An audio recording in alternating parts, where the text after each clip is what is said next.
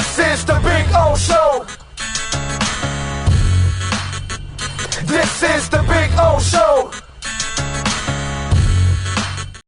Friday, here he is, the man, the myth, the legend, Omar Kelly, joins us right now. How you feeling, baby? You feeling good? I'm good. I'm having a stream of consciousness. You just caught me typing away at a column that I'm thinking I want to write.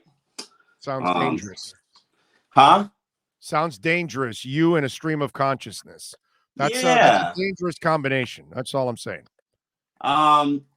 You know, it's been very hard on me from this standpoint. When you're watching as many jobs opening up 9 and seeing the struggles that African Americans have of taking those jobs and getting to, and some of them getting at that second opportunity, whereas you know, someone like someone like Adam Gase, you know, him and Brian Flores have the identical record.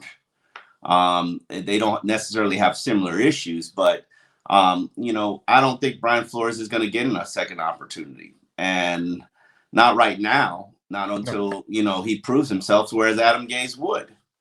You know, it's funny because you saw that Josh McDaniel soundbite that he says, you know, I didn't know how to get along with people in Denver, and that's what ruined my opportunity. I've learned, and I think that that's what people are seeing with Flo, and I look, I think I've believed all along that all these interviews were token interviews, just like what Doug Peterson is getting.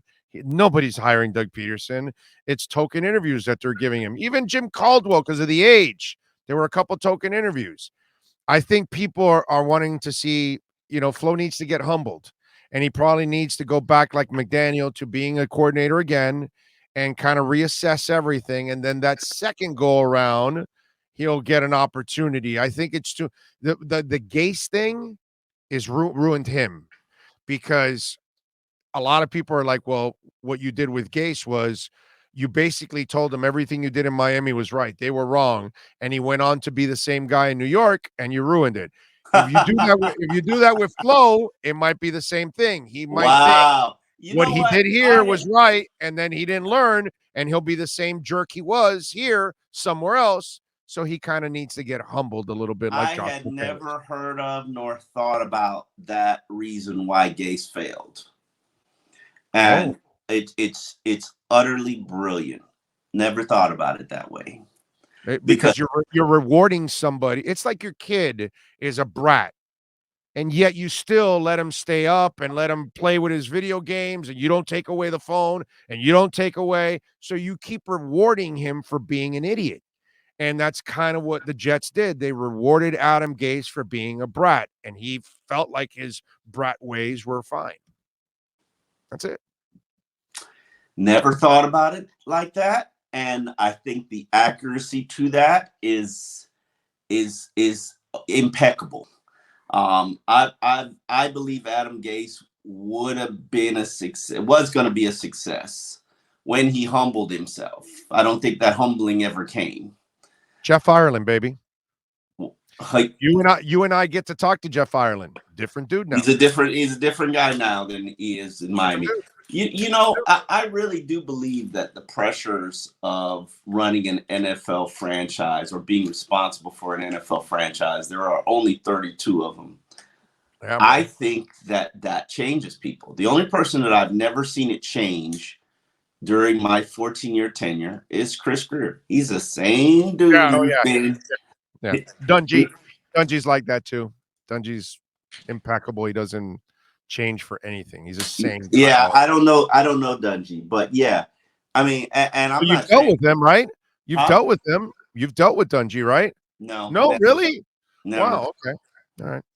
So I never crossed paths, never interacted, never got to know him, talked to him, never literally saw him as a coach at a Senior Bowl. So no, never. Felipe Alou was like that in baseball. Impeccable, never changed. Who? Same dude. Felipe Alou.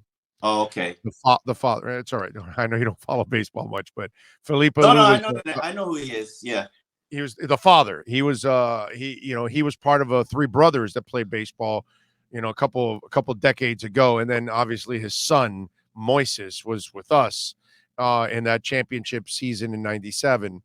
And Felipe was like that. He's one of those guys too. That is, no matter what, dude, he's like Chris Greer, not going to change. He's the same guy. And I'm not saying that Chris Greer should be admired or that should be the aspiration, because I think it's a good trait. It's a good trait to have. Actually, it's a good trait, especially when you're in a position of power. Yeah.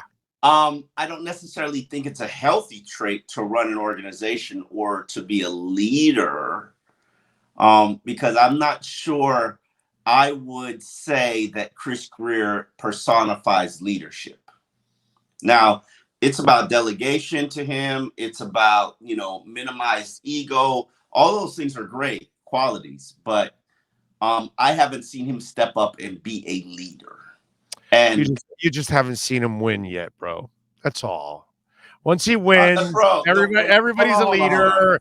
Everybody's a winner. Everything works. The buttons you push are good. You can't be part of 2 decades of, well, not 2 decades. You can't be part of. It's pretty close. 15 years of dysfunction.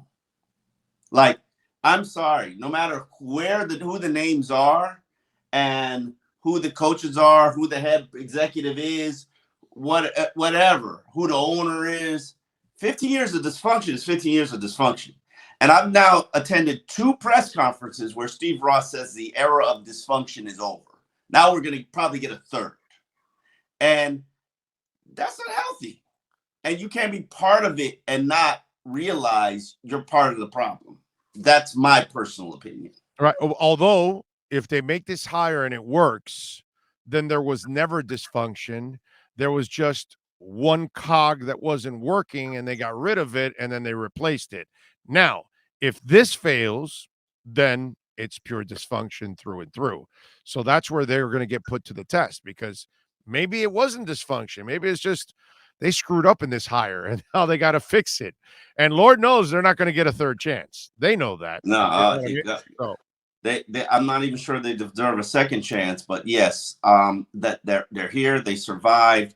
You should not pick 3 quarterbacks. You should not pick 3 coaches. Greer's probably going to get an opportunity to pick a third quarterback. God help him. Why are you giving up on Tua already? Damn. Oh wow. I'm not giving up on Tua. We're not going to have this conversation again. I'm not giving up on Tua. No, you already gave up on him. We kicked you off the bandwagon. No, listen. Okay? You're not on with us. You're not on with us. If you are a smart organization, and lo and behold, we know the Dolphins are not a smart organization.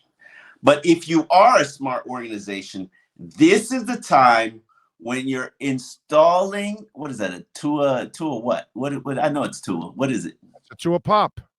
I don't even know what a pop is. It's like a an animated whatever, a doll, an action figure, whatever the hell you want to call it. All right. So it's a collector's item, bro. Come on, it's cool. Tua. Yeah, I saw something in Tua. I saw something in Home Goods today. We got a Marino. That had Tua's face two on it. Two of the greatest quarterbacks ever. I saw something in Home Goods today that had Tua's face on it, and it was on clearance in Home Goods. Just so you know, Where is it? What was it? Tua's in the clearance aisle. It was like something decorative with Tua's face on it. It was kind of weird. I wanted to take a picture of it, but then I didn't want Tua to get all on me, and I had to deal with that. So I was you would have with your terrible memory, you would have remembered what it is with the picture. You would have known where it is. You could have told me, and I could have gone to buy it. It was something decorative. It was something decorative that had NFL teams, and it was this weird kind of clayish picture of Tua, and I've never seen anything like it before. I'm sure he would probably want it as a collector's item if he'd ever seen it, even though it doesn't really look like him. It's supposed to be him. It's NFL license, which blew my mind. But I couldn't really tell you what it was. I think you put it on like your wall as like a decorative art piece, because it wasn't Home Goods. We got a big old wall back here. We can put it. Yeah, I'm gonna have enough Tua, bro. Enough Tua. Let me finish what I was saying. if you are the Miami Dolphins at this point, instead of paying $7 million for a crappy backup in Jacoby Brissett, go draft the guy in the second round. Have him as a backup. He's learning the offense at the same time as Tua. Because of COVID and because of Tua's injury history, you're gonna need another quarterback.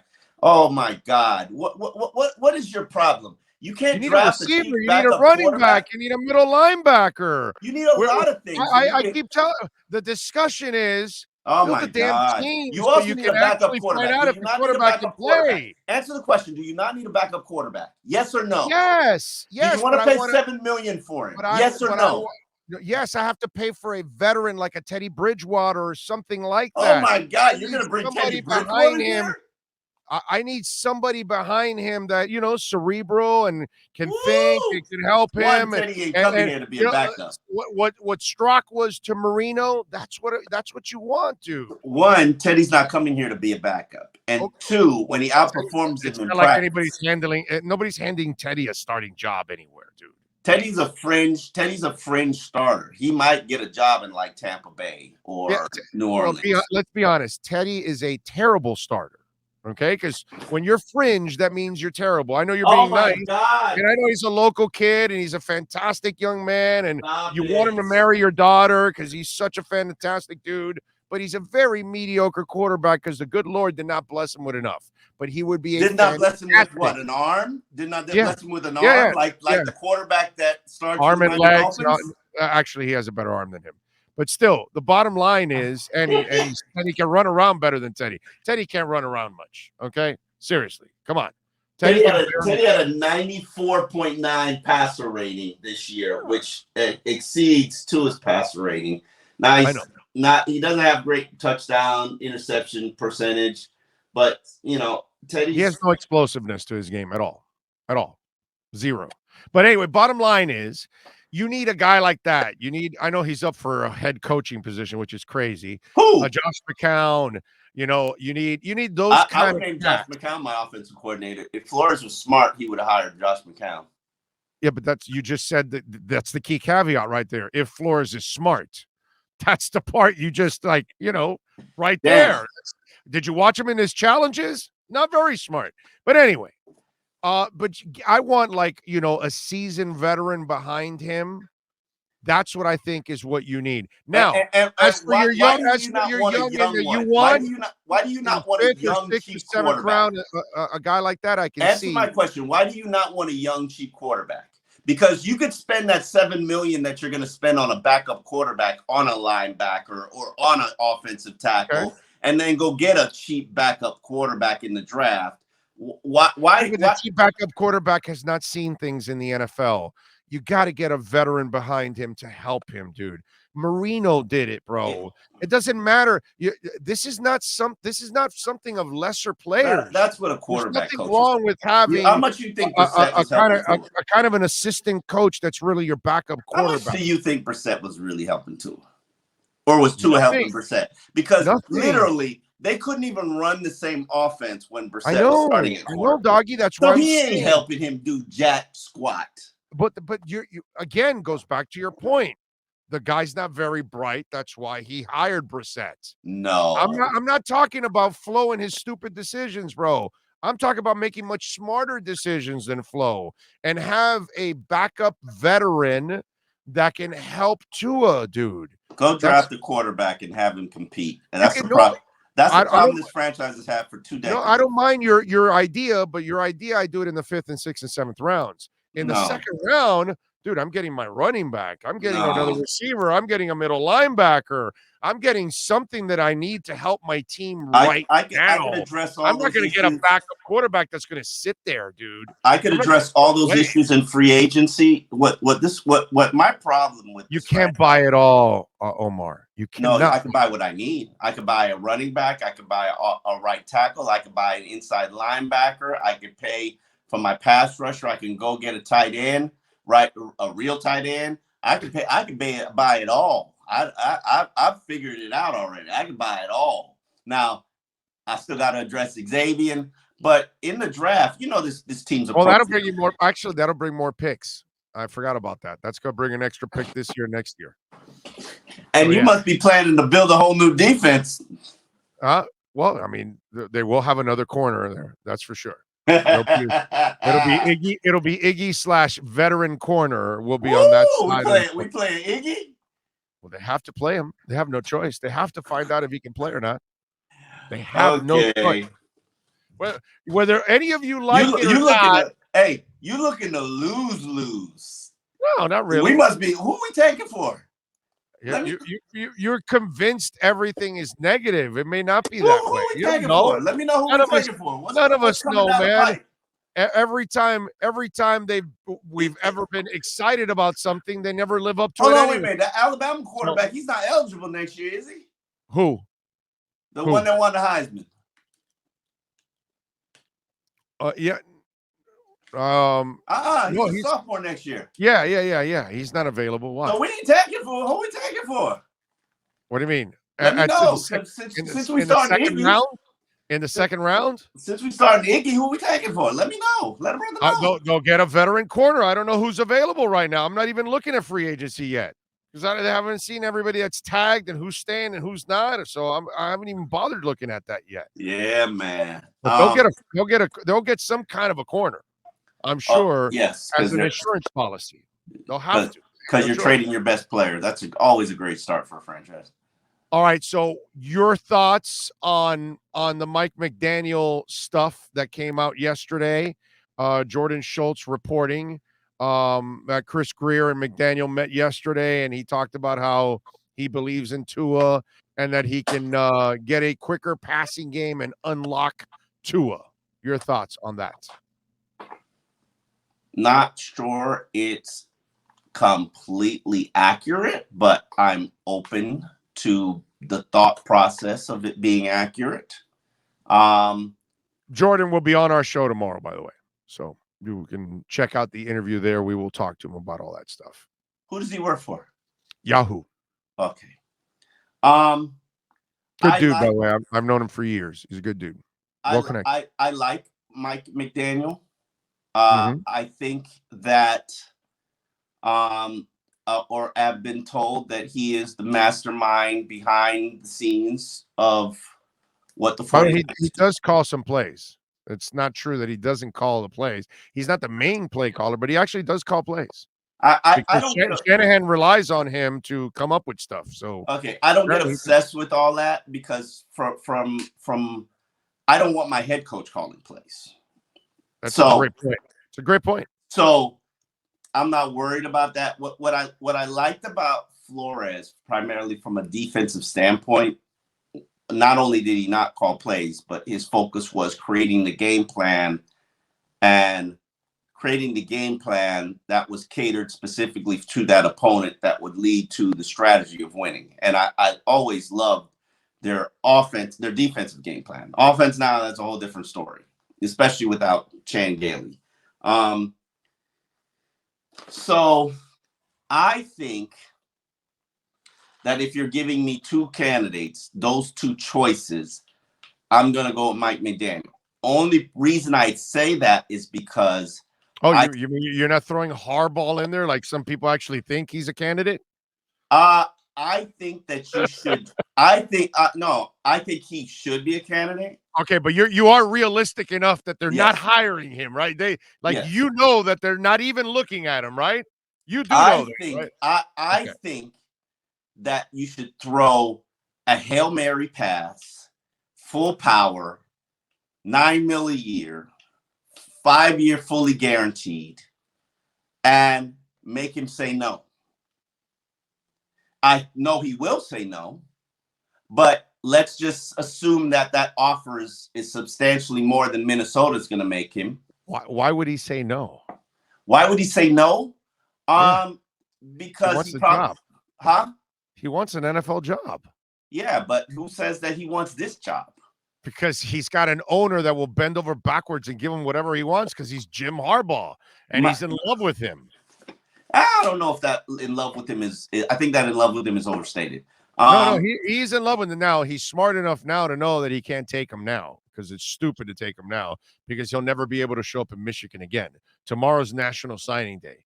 And this Bro, they got 20. moron Hold on. I hate when people say tomorrow's National Signing Day. They have 23 players already signed. yeah. How And they big all do you and think? they all can hit the transfer portal right away once he leaves. Don't look at me like the RCA. Is that the new rule? They can transfer right the Hold hell on, out. hold on. And they don't have to sit out? They don't no, dude. Where are you living? It's called transfer portal. They're out of there. No, okay. I don't follow college, so I don't know the rules technically, but hold on. Just because you hit the transfer portal, I thought you had to like finish school to prevent you from sitting out a year. No, you can transfer.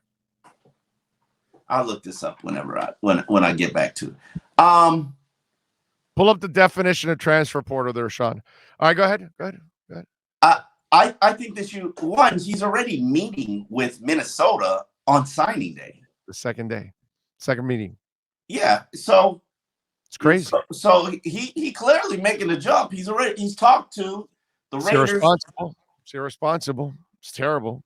Dude, you can do whatever you want with your life. Like you act like this is your life. You can do whatever you want with your life. You can do whatever you want. That's fine, but it's a D-bag move. You should have made that decision after you got eliminated from the playoffs. That's when you make the decision and you give Michigan time, so they can go get their coach. He's a D-bag. So they can have somebody for signing day and for recruiting. He's a D-bag. So what you did when you hired him, and the same thing with the Dolphins. He's a D-bag. So when he does D-bag stuff, what was coming. So I'm sure. Do you think Michigan is also panicked right now? I don't think they are. So yeah, I mean, it's not. They are panicking in a way because if they're about to lose their coach and they need a coach, they also could end up losing recruits, and they've got a top 10 class. And then you're in the middle, and I don't know if you remember. Well, again, you don't follow it, but Michigan was in. I mean, they haven't been great under him, and they were in hell before that. So they have a lot to worry about in that sense, and it's not like they won a national title. They won the Big Ten, but they didn't really, win in the playoffs. Yeah. I don't see the big. If he's coming to the NFL, you shoot your shot. Ross won't, but you should. Okay, but he's not in the mix. Okay, as long as you know that, that's fine. I love the people that try to make it sound like he's in the mix, and he should be in the mix. He should be. He's not. He's not at all. He should be. He's not. He should be. He's not. And this is the same thing, the same problem I have with this franchise and have continued to have with this franchise. You keep making the same mistakes over and over and over and over again and getting the same results that you get and then claiming it's not you and leadership isn't the problem. No, leadership is the problem. No, we're very clear right now. Leadership is the problem.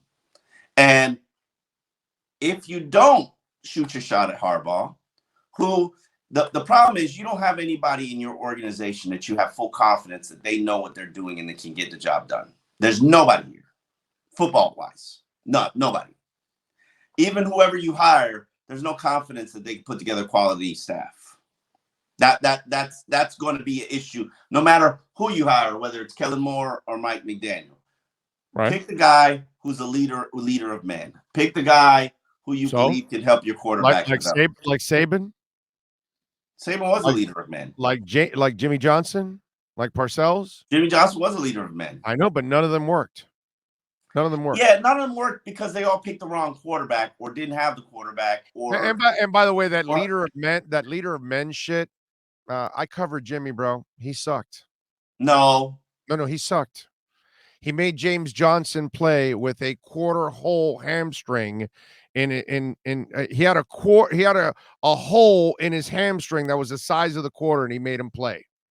He made Robert Walker play safety with a partially torn ACL on his knee. He embarrassed and put Marino through hell for 4 years. I covered that team every moment of every day. Jimmy Johnson was not a leader of men. He was a tyrant, and he was a guy that was he didn't tolerate anything and was terrible at communicating with his players. He created a lot of his own problems in that building.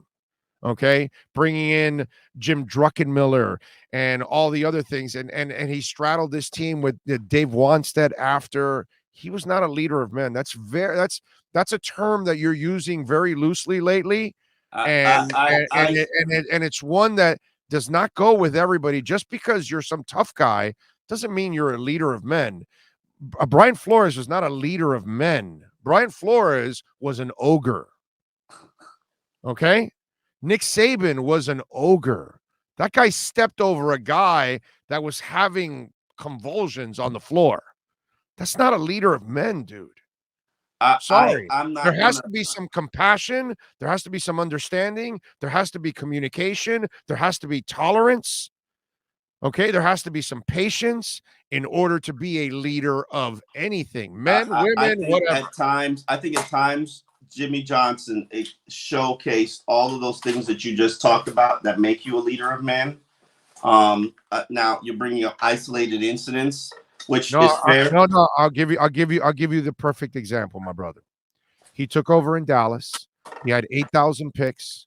He knew the draft and he knew the college players at that moment. He drafted a shit ton of young players that took his orders. He had the perfect team. But when he got to the Dolphins, it was more veteran laden. He wasn't saddled with 400 picks that he can pick young guys that can only say yes sir, no sir. He had a whole bunch of veterans. And then that's when he ran into problems. He ran into men and he could not handle the men. And instead, he was coming from college where they took orders, and in Dallas, they took orders. But he ran out of gas there too as time went on because he was wearing thin. Jimmy Johnson is not a leader of men. He's a leader of boys. He had trouble connecting with men. Is he not in the Football Hall of Fame? That doesn't matter to me. Okay. That doesn't matter to me. That doesn't mean he's a leader of men, my brother. That's not, that has not, you're both of them are not mutually exclusive. You know what I mean? It's not, they don't go together. I disagree with you on that. I think Shula was more, and he berated people, but probably more of a leader of men in reaching with people because he was a guy that could get over those disagreements. Jimmy did not. I think I barely, you covered those teams. I was only an intern once. We're talking about a 3-year span, 6, 7, 8, 9, 4-year span. 4-year span, and he burns out quickly. That's what Jimmy does. He burns out everywhere he goes. 8 and 8, 9 and 7, 10 and 6, 9 and 7, with 3 playoff berths. Yeah, 3 embarrassing playoff berths. Well, we won one of them. One of them we got to get. It's better. No, I think right. You won 2. You won 2, a playoff game 2 of the 3 years. Listen, and was that the era of Brady, or did the era of Brady not start yet? No, it had not started yet. It just started right when Wanstead took over. Yeah. That was the era of the whatever, man, Peyton Manning, everything else that was going on in the NFL. Yeah, it was okay. It wasn't not 8 and 8, 9 and 7, 10 and 6, 9 and 7. You know, maybe now that I see the outcome of the records, and maybe I'm romanticizing it a little bit because that looked kind of. The only thing Jimmy did was he cleaned up the cap because Shula, unfortunately, the cap came on during his last couple of years, and it was a new monster for the old man. It was tough to deal with him, and then he left the defense. He left those guys. Those are the 2 positives that Jimmy did. I've talked to it. I mean, I've talked to enough players. You covered the team during that era, and maybe people in the moment will look at him as a tyrant, but when history will recall him being a leader. I mean, that's the reason why all these coaches go visit him on an annual basis to talk about leadership and coaching and blah blah blah blah blah. Yeah, I know. It's kind of deceiving, but whatever. I mean, it's kind of the whole John Gruden was doing QB camp and he never developed a QB in his life. So it was just, we kind of create these things. Wow. It's kind of weird. It's the truth. It's the truth. All right. What QB did John Gruden ever develop in his freaking life? I mean, none. And meanwhile, we're calling him some quarterback Did he have anything to guru do or with something. Brett Favre? No, dude, that's Holmgren and Mariucci. By the way, traded by Ron Wolf from Atlanta to Green Bay. Okay, Ron Wolf one offseason had Brett Favre. He had Mark Brunell, who he traded to Jacksonville. He had Aaron Brooks, who he traded to New Orleans, and he cut Kurt Warner. Then went to go bag groceries, ended up in the Arena League, then came to St. Louis. By the way, after Ron Wolf traded for Brett Favre and traded the other two QBs, he then drafts Matt Hasselbeck, who then Miami and Seattle get in a bidding war for Matt Hasselbeck. Miami offers a second, Seattle offers a first. They trade him to Seattle. The rest is history. Holmgren ends up in Seattle. They get to a Super Bowl together. So Ron Wolf was the king of quarterbacks, and he just kept producing and drafting and trading quarterbacks. He was the guy that understood that he's you still never out there stop. now. So maybe he's a consultant now, because obviously he's up there in years. But somebody should hire him to go find a quarterback. That man he's the man. Yeah, his son Elliott's making moves. I think he's now like the number 2 in New England. Yeah, he's been climbing too. They thought in Green Bay he was going to have a shot, and I don't know what happened in Green Bay, but he and Highsmith did not get the opportunities that they deserve. So I don't know what the hell is happening, but whatever, it is what it is. It's a weird world out there, bro. Yeah, it is. All right, so you got to know how to kiss the right ass. I've always had that problem. Anyway, you both. Yeah, I can't do it. The McDaniel thing, it happens by the end of the week, correct? Probably. Right? Probably. Okay. And it's interesting. I talked about this earlier, and we'll close it out with this. The Giants are kind of doing the same thing. Giants kept their quarterback. Dable wants to work with the quarterback. He's now going to keep the defensive staff in place because he's a young coach, and it's hard to build staffs. And he knows flattery from 2 years working with them. He also worked with Patrick Graham, so don't. Yeah, Patrick Graham was right. He worked 2 years, I said, in New England. Yeah. So he has a little familiarity, but it's hard for young coaches to build staffs. So I think what they're doing here with Mike McDaniel, in a way, is a real positive for him. Even though I'm not a fan of the human Jenga, but at least McDaniel will come in, and all he has to do is worry mostly about offense right now because the defensive staff is in place. Human Jenga? Yeah, Jenga, the wood blocks that you have to take out. Uh-huh. So that's what we've done. We've done human Jenga, that we always pull out one and we put in another one in place with everything that's already in place. You understand? So that we've been playing human Jenga for many, many years now. By the way, for those of you that are new, we have to work with Omar on jokes and, pop culture references and things like that. He's stuck in his football ways. He's got football blinders on, and we try to open his world here on this show. Okay. Listen, no, but seriously, I think it helps him early on so he can focus on the offense, and then he can watch the defense. And over the next couple of years, if he sticks around, he can then tweak it and make the changes he wants. I never like nor feel comfortable with you forcing me to keep a staff. I agree. So that part of it, but with the experiences of Philbin and Flo having trouble building staffs, I can almost understand that you help a guy like Mike build a staff early, and then as he gets comfortable, I'm sure he'll tweak and make changes along the way. But you know what? We say that Gase didn't have a problem building a staff. Gase had a pretty good staff. Now I said Philbin and Flo. Yeah, I know. So why can't we hire a guy who can actually build his own staff? It's hard, man. Yeah. I it is what it is. This is a never-ending cycle. But it's a catch-22 here, right? Because you're McVay and you take over for the Rams, and the first thing you do is you hire Wade Phillips. So if you're slow, dude, they gave you Changeli. Get the F out of the way. Leave him alone, bro.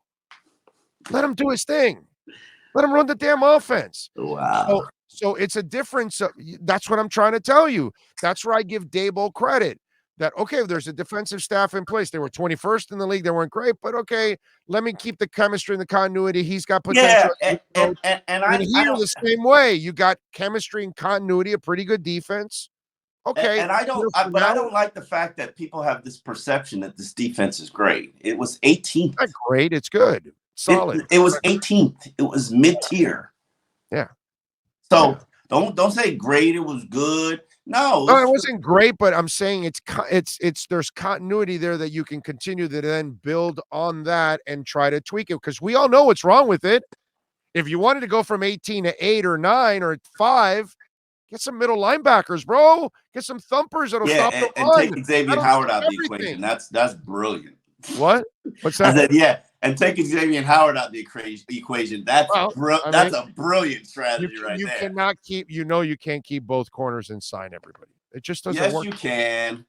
You can fix Xavien's money and keep it moving and buy him another year. Buy yourself another year to figure it out, and another year for this coach to and another year, and then eventually that knee gives out, and then you lost your window. Oh, bro, we've now had 2 years without knee issues, and you just keep waiting for it. Eventually, you're going to be right. Eventually, you're going to be right. And then you're stuck, and then you're done. It's not going to happen. You and I know it's not going to happen in year 12 for X. The guy leads the NFL in interceptions and creates a crap load of turnovers, which helps you produce wins. He wants his money, but you're, instead of giving him his extra $2-3 million, you're just going to say, let's trade him for a first-round pick so we could go draft Noah Igbenogany. Brilliant strategy. Well, the Noah thing, don't beat on women, and maybe they won't have to draft him. Wow. Listen, those are allegations, allegedly. Okay, allegedly. Don't beat on women so we don't have to draft you. And they drafted somebody because of the knee. Both. Oh, you know that, and I know that. Because they don't know if he's going to lose his temper again, right? Allegedly, right? They don't know. And he's already had several knee scopes. So you know that knee is like a jack in the box. And eventually the clown's going to come out and the knee's going to give out. And then what? And then we're going to kill them for keeping him. And they could have traded him. They could have gotten picks. They knew his knee was bad. If you want to trade him, he ain't got no problem with it. I know. So it makes keep trading away your best players. That's the strategy for success. It's history has shown us. Well, I know that, but remember, one of them they didn't want to trade. It was Flo that was forcing the trade because he didn't get along with Minka. And then the front office did such a marvelous job that they went and got another Pro Bowl young safety. So let's not leave that out, okay? Don't say, let's trade away. Keep trading away your best players. Let's not have a head coach that's an a-hole that can't get along with him. All right. Cannot argue that. Cannot argue that. So, listen, who's to say that the next head coach is not going to have his run-ins with the top players on this team, and they're going to demand a trade and want out? It's a never-ending cycle here. Even if you got Harbaugh probably piss off a bunch of people. They demand out, not pay this guy. He demand out. It's a never-ending cycle around here. It just keeps going round and round and round and round. And we're the one consistent thread throughout this whole thing. 3 consistent threads that I found: troublesome leadership. That's undeniable at this point. Quarterbacks not good enough. It's been consistent for 2 decades. Mm-hmm. And the most important one, which we can easily fix, is quarterback never has to compete. Right. Those are the 3 common threads of the last 20 years. How many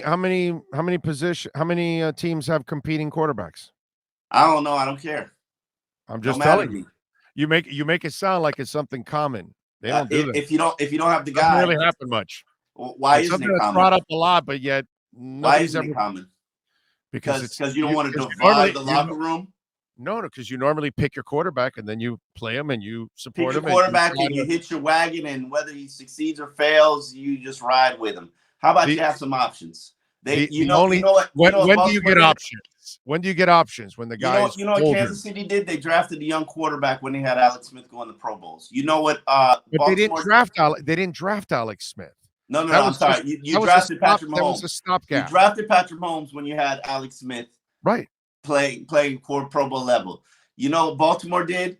They drafted Lamar Jackson when they still had a Joe Flacco that was competent, still getting it done. But wasn't enough. The scared teams, they operate with scared mentality, scared moves, they're scared of quarterback competition, scared of dividing the locker rooms. That wasn't competition, Omar. That was a replacement that you drafted. You're changing the subject again. Oh, well. Nobody opens up competitions with two quarterbacks. Because if you do that with Nick Foles and Trubisky, San Diego Chargers did, you have no two Pro Bowl quarterback. quarterbacks. San Diego Chargers did. They had two Pro Bowl quarterbacks. Who? San Diego Chargers. Who? Phillip Rivers and Drew Brees. Wrong again. They were already unloading on Drew Brees. They had given up on Drew Brees. He stayed there 2 years and started. No, he was 3 years and no. He was started 2 years with Phillip Rivers there.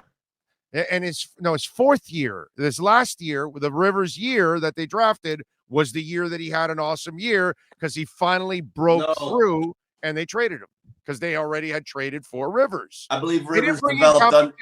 They didn't bring in competition. That was a replacement. Okay? Nobody has competition going on, opening it up like college football. Here are the two quarterbacks for spring. Nobody does that in the NFL. Because they're dumb. But it doesn't happen. Because they're dumb. You make your decision on who's your guy and who's your backup, dumb. And you move forward. We all create this narrative. We all create this narrative. Well, I don't, but you're doing it. Others, oh, no, go get competition. Well, nobody does that. Every time you do that, you say you have no quarterback. Because if you have competition, that means you have no quarterback. Because they're dumb. Eventually, the cream rises to the top. Okay. I don't think that happened with Nick Foles and Mitch Trubisky. Only place I saw competition last year. It wasn't. Only place. Nobody else had competition at quarterback. Nick Foles was in Chicago with the Fields kid. Or Trubisky or whatever. But no, the year before. And Andy Dalton. Dalton and Nick Foles. Well, that's this year. I'm talking about the year before when they had the two. That's what I'm saying. It's just you do that, it's for sure you don't have a quarterback. Every time you do that, that means you don't have a quarterback. Okay? The only time you draft the other quarterback, it's because you're already drafting him to replace the starter. All right? You trade for Steve Young because you know you're replacing Joe Montana. Eventually, it's coming, whether you like it or not. And that was what you were talking about before. You drafted Phillip Rivers because you were already moving on from Drew Brees at that point. It wasn't competition. You had already given up. Remember the whole Eli Manning thing. So, all right. So when do we get a decision on McDaniel? Bro, let's not claim it's a foregone conclusion. It's I don't know if it is or if it isn't. So I don't. The last time I said it was one guy, it would turn out to be the other guy. Like, I ain't doing that no more. Who was that? Who was that? During Flores' era. Oh, okay. All right. All right, follow him on Twitter. Huh? It's a fluid situation. All right. None of us know. Follow him on Twitter at Omar Kelly and catch his work at the South Florida Sun Sentinel. We will catch you again on Friday, my brother. Thank you. You're welcome. All right. Talk to you later. You got it. Omar Kelly. We go from EJDconstruction.com, Miami Dolphins report.